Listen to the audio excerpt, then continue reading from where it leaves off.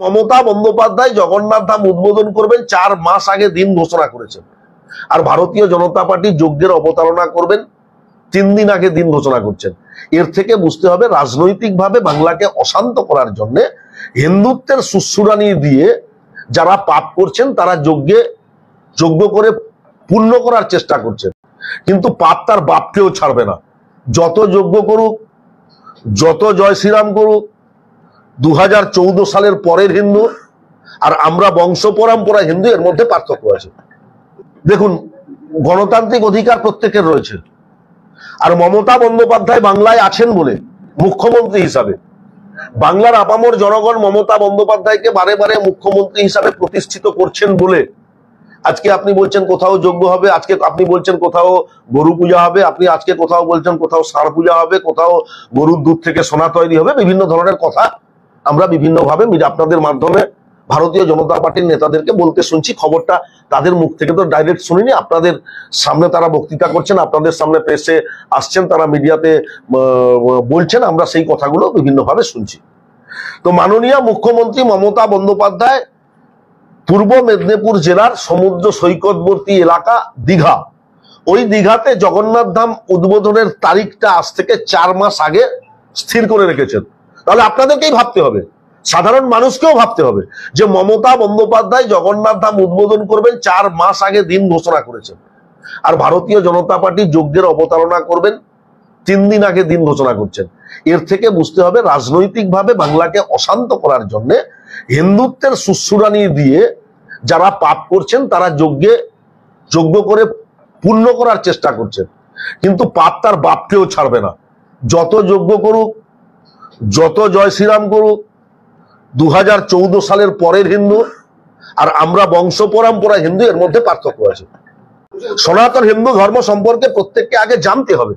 সনাতন হিন্দু ধর্ম বিভেদের বার্তা দেয়নি, সনাতন হিন্দু ধর্ম বিচ্ছেদের বার্তা দেয়নি, সনাতন হিন্দু ধর্ম ধর্মের নামে ধর্মের রক্তক্ষয়ী সংগ্রামের বার্তা দেয়নি। আপনারা তো নিশ্চিতভাবে সকলেই জানেন ভারত প্রতীক স্বামী বিবেকানন্দ 1893 এর 11ই সেপ্টেম্বর বিশ্বের মহাধর্ম সম্মেলন শুরু হয়েছিল। 18 তারিখ তিনি প্রথম 11 তারিখ ভারতবর্ষের প্রতিনিধি হিসাবে বক্তৃতা প্রদান করছিলেন, আর 18 তারিখ তিনি সনাতন হিন্দু ধর্মের প্রতিনিধি হিসাবে বক্তৃতা প্রদান করছিলেন। তিনি বললেন যে আমি গর্ব অনুভব করি সনাতন হিন্দু ধর্মের একটি বংশভূত পরিবারে জন্মগ্রহণ করেছি। কেন না, আমার ধর্ম অপর ধর্মকে ঘৃণা করে না, অবজ্ঞা করে না, দূরে সরিয়ে দেয় না, রক্তক্ষয়ী সংগ্রামে লিপ্ত হয় না।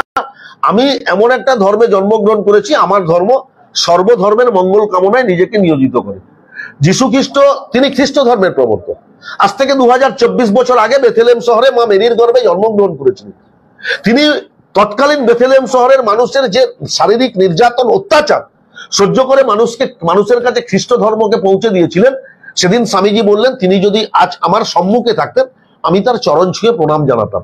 ইসলাম ধর্মের প্রবর্তক হযরত তিনি 570 খ্রিস্টাব্দে আবার আল্লাহ তাআলার শেষ নবী, তিনি আল্লাহ তাআলার শেষ দূত, তিনি ইসলাম ধর্মকে মানুষের কাছে পৌঁছে দিয়ে মানুষকে মুক্তির পথ দেখাচ্ছেন, মানুষকে মুক্তির পথে নিয়ে যাচ্ছেন। তার উপরে সেদিনকে মক্কার মানুষ যে শারীরিক নির্যাতন, তিনি যখন ধর্ম প্রচারের কাজ করতেন সাদা পাতলুম পায়জামা মাথায় টুপি পরে, তখন সেই মক্কার মানুষ তাকে রাস্তা দিয়ে যাওয়ার সময় ইট ছুঁড়ে মারতেন, পচা ফল ছুঁড়ে মারতেন, পাটকেল ছুঁড়ে মারতেন, অর্থাৎ শারীরিক নির্যাতন করতেন। সেদিন স্বামীজি বললেন যে ইসলাম ধর্মের প্রবর্তক হযরত মুহাম্মদ সাল্লাল্লাহু আলাইহি ওয়াসাল্লাম যেভাবে নিজের শারীরিক নির্যাতন মানুষের এতটা সহ্য করে যেভাবে তিনি ইসলাম ধর্মকে মানুষের কাছে পৌঁছে দিচ্ছিলেন, তিনি যদি আমার সম্মুখে থাকতেন তাহলে আমি তাকে আমার অন্তরাত্মায় জড়িয়ে ধরতাম। তাহলে স্বামী বিবেকানন্দের থেকে কি এই ভারতীয় জনতা পার্টি বড় হিন্দু? সনাতন হিন্দু ধর্ম তো সেই বার্তা দেয়, বিভেদের বার্তা, বিচ্ছেদের বার্তা, সাম্প্রদায়িকতার বার্তা, 70-30-এর বিভাজনের বার্তা দেয়নি। সনাতন হিন্দু ধর্ম সর্বধর্মের মানুষকে শ্রদ্ধা করে, সর্বধর্মের মানুষের মঙ্গল কামনা করে, সেই ধর্মই হচ্ছে সনাতন হিন্দু ধর্ম। আর বিশেষ করে সমস্ত ধর্মের মূল বিষয়বস্তু হচ্ছে মানুষকে ভালোবাসতে হবে। জাতের পার্থক্য নেই, জাতিভেদের ভিত্তিতে বিভাজন কোনো ধর্মে নেই।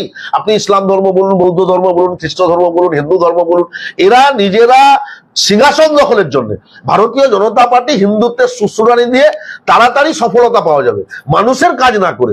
জনপ্রতিনিধি হিসাবে যারা নির্বাচিত হয়েছেন ভারতীয় জনতা পার্টিতে, দেখবেন সারাক্ষণ জয় শ্রীরাম করছে, সারাক্ষণ সনাতন সনাতন বলে চিৎকার করছে। কেন না, সনাতন সনাতন বলে চিৎকার করলে একটা বেশি সংখ্যক মানুষকে ইউনাইটেড করে যদি ভোট বাক্সে তাদের ভোটটা নেওয়া যায়, তাহলে আমরা সিংহাসনটা দখল করতে পারবো।